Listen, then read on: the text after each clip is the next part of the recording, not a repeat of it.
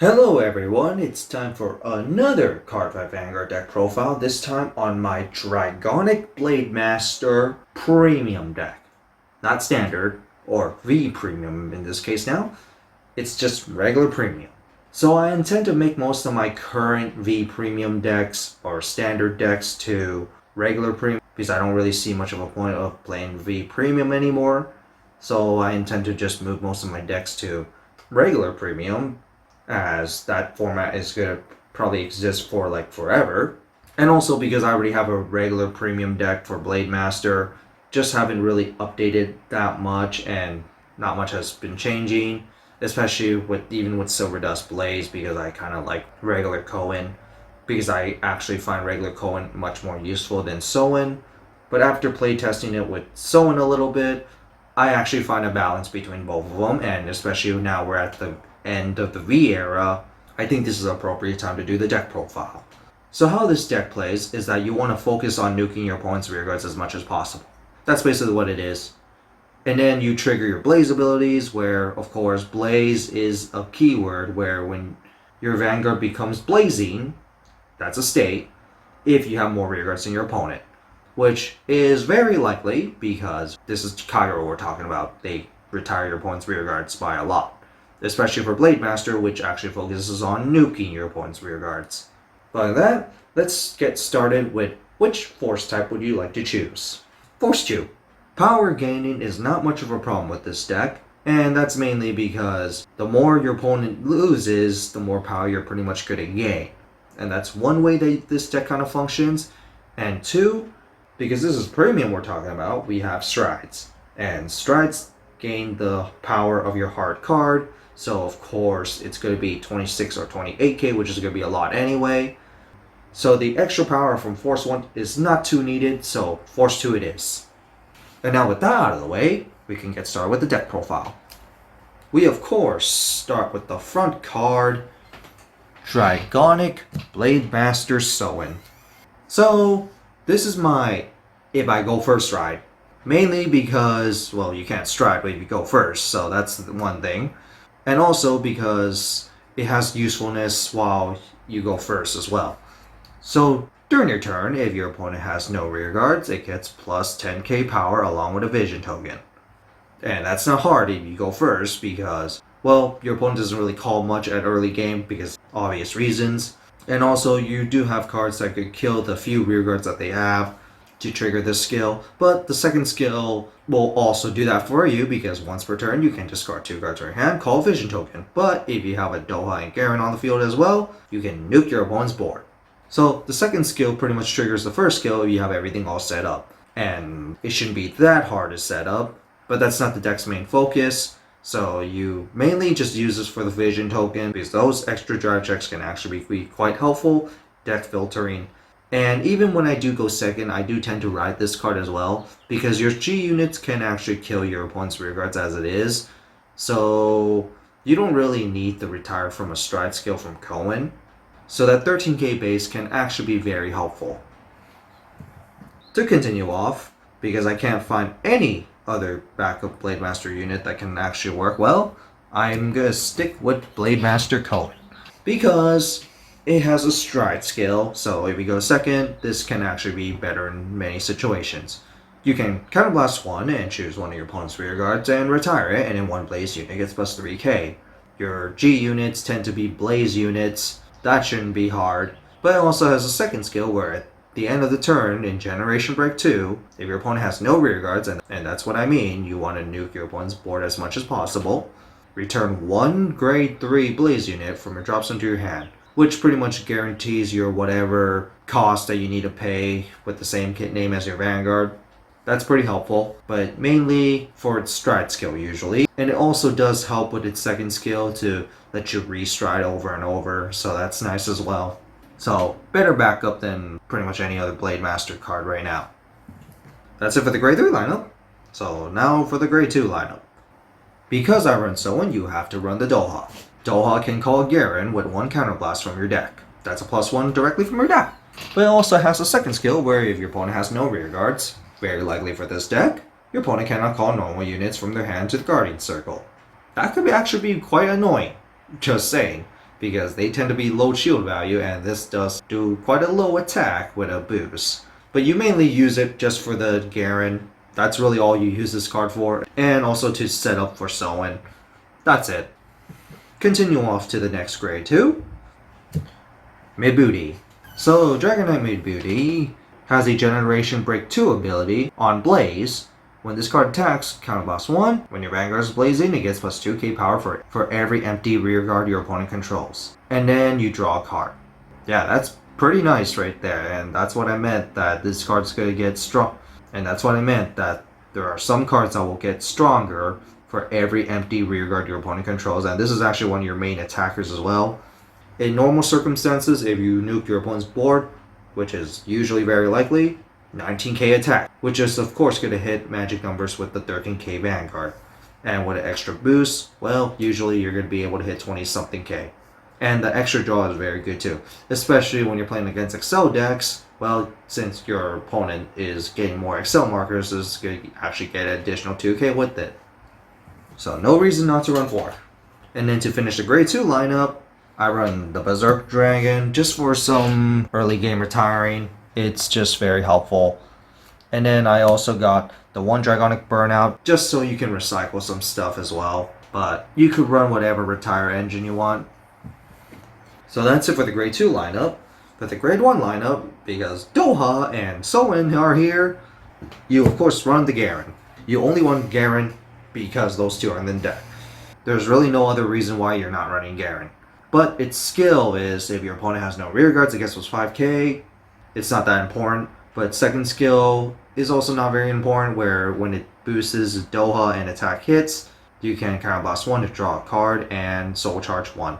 Gives some attack hit pressure, of course. And considering that Doha plus Garen equals 22k, you could pull everything off.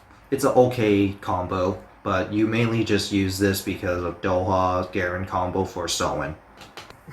And now for the next grade 1, I run the Dragonic Nano. It's an old Blademaster grade 1 unit where once per turn, when one of your opponent's rearguards has been retired, very likely, and even when you ride Cohen, you can use that strike skill to just instantly trigger this off, so that's nice. But anyway, so when your opponent's rearguards is retired, your Vanguard with Dragonic Blademaster in its card name gets a skill. When your Vanguard becomes blazing, counter charge 1. So it'll be 11k attacker or 11k booster. That's pretty good right there. But what's very nice about this card is that it's not Generation Break 1, and you're pretty much guaranteed a counter charge every single turn. Yeah, that's pretty good right there. Which is why you of course run 4 of these because of that.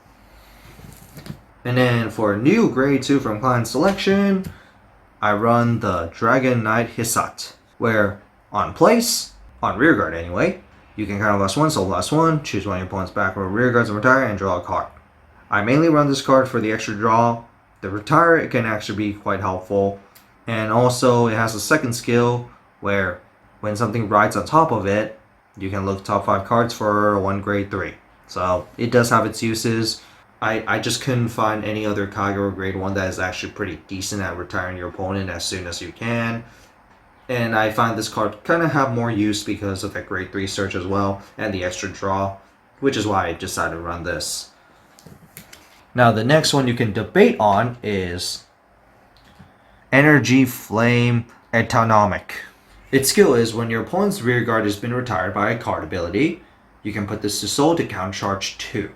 Now I'm debating to whether run this or Airmo, because one thing about Airmo is that 1, it's a 10k shield, and 2, it's 11k booster. And it does give you the draw, of course. But what's important about this card is that it goes to soul, which is another resource. In some cases, you don't even need that extra draw. You might need the resource of soul more so than the draw. And also because this does counter charge 2.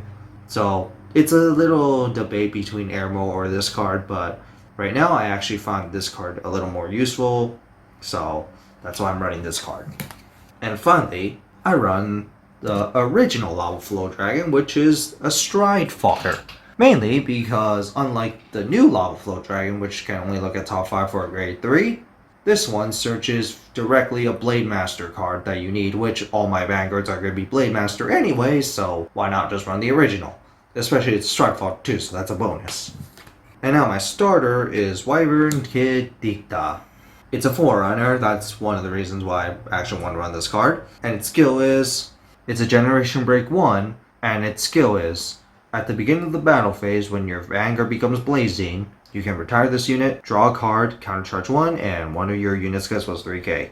It's just extra resources there. This is essentially just kind of like ammo, kind of, which is why I decided to pick this as my starter, as it helps you generate some resources. Now, for my trigger lineup, there's some debates on this one too. I run A crits, the draw card crit, and the stride fodder crit. I am kind of debating whether to run stand triggers because of vision token purposes, the draw PGs, and then the 4 heals. So that's it for the main deck.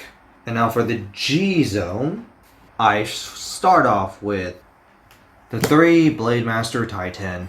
Yes, I still run this card even though it's not that great, but one part of its skill is still pretty useful to me because it's a once per turn Generation Break 2 Counterblast 1. Flip any card face up. For every copy of Blademaster Titan face up, retire one of your opponent's rear guards. And then it also gets this skill where count, if this card becomes blazing, it gets plus 1 crit. That's the main reason. That extra crit can actually be very helpful, especially when you're playing Force 2 and your opponent's still at 3 damage. That crit is actually much more pressuring than a restanding Vanguard in my opinion, which is why I decided to run this card. Especially when you're not going to be nuking your opponent's board, but in many cases by then, it's not really hard to kill everything. So I still decided to run this card because of that.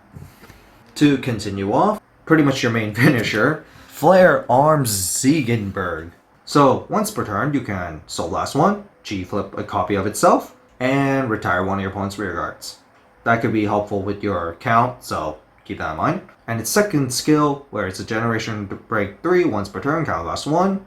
At the end of the battle that this card attacks, Generation Break 3, Counterblast 1.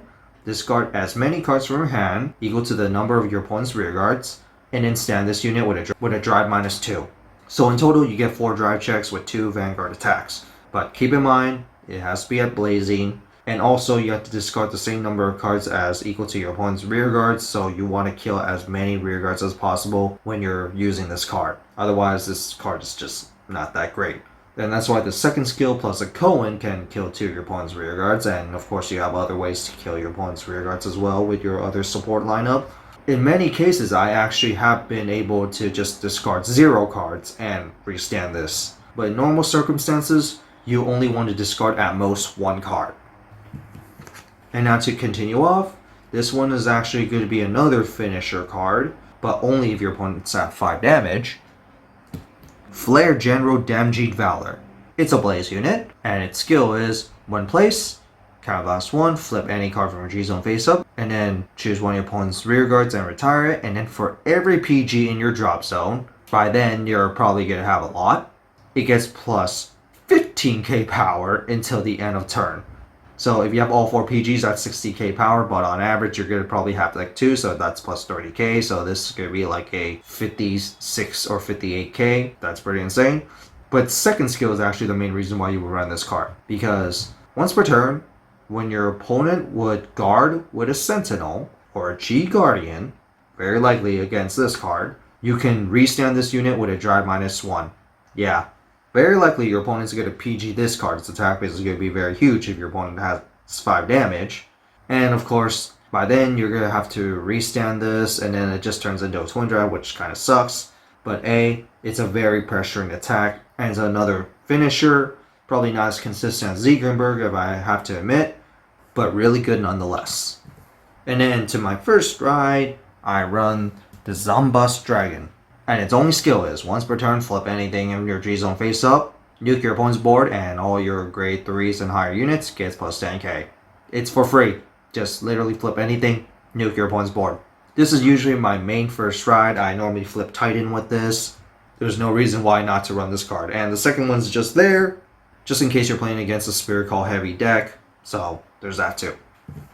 And then finally, I run the Progenitor Dragon because, well, the Progenitor Dragon can nuke your opponent's board as well and give you a bunch of counter charge. And I don't have the Zero Dragon because, well, it's expensive as fuck.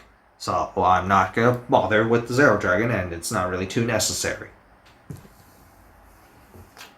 And now, those are the main offensive G units. Time for the G Guardians. I run the Autumn Salam, which gets 10k shield for every open rearguard your opponent controls. This is a Cairo deck, so you're probably gonna get an average at least 2 open rearguards, even on your opponent's turn. And then finally, Denial Griffin to go up against in a rearguard. Autumn Salam can only work on a Vanguard. Denial Griffin works on a rearguard. And how Denial Griffin works is that when your opponent's rearguard attacks, you can count +1 to retire that unit. So it's just a guaranteed retire.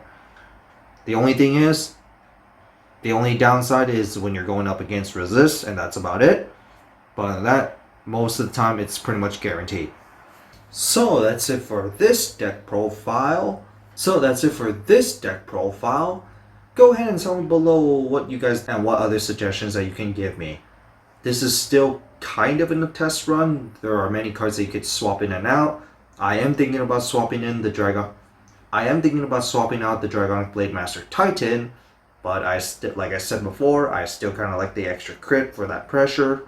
That's the main reason why I still kind of run it. But other than that, do you guys think I should also swap out some crits for stand triggers? I would say no for this deck because that extra 10k power is actually quite helpful, and most of the time, normally you would be striding more than actually using Sow skill. That's just me and my experience, but you intend to build this deck in a way where you really just focus on sowing with the vision token, then go ahead and run those stand triggers. See you guys next time.